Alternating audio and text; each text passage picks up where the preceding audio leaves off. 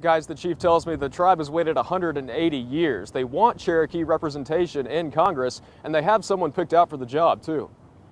The Congress really is going to face an inescapable conclusion. They can either say, no, America won't keep its promise to the Cherokee Nation, or yes, in 2022, America will keep its promise. The chief of the Cherokee Nation says they want a seat in the House of Representatives and Congress. The chief says the tribe should have had this almost 2 centuries ago, citing the Treaty of New Echota from 1835. It's most infamous for being the basis for the forced removal of the Cherokee people, what many viewers will know as the Trail of Tears. In Article 7 of that treaty, it says, quote, in their removal beyond the territorial limits of the states, it is stipulated that they shall be entitled to a delegate in the House of Representatives of the United States whenever Congress shall make provision for the same. Because it was imposed on the Cherokee people and caused so much injury and trauma, it is altogether fitting that we get some justice out of that treaty. And so asserting the right today is the right thing to do. If this all goes through, the delegate from the Cherokee Nation, Kimberly Teehee, would serve on committees, vote on legislation in those committees,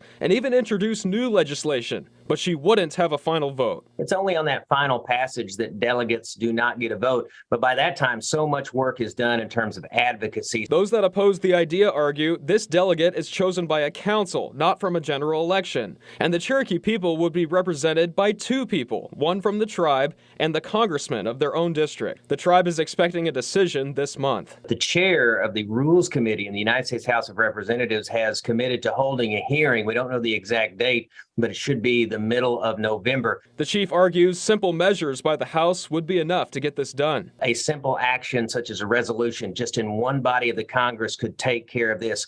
We're not talking about a monumental task that has to go through the Senate and to the president. We're talking about the action of one body.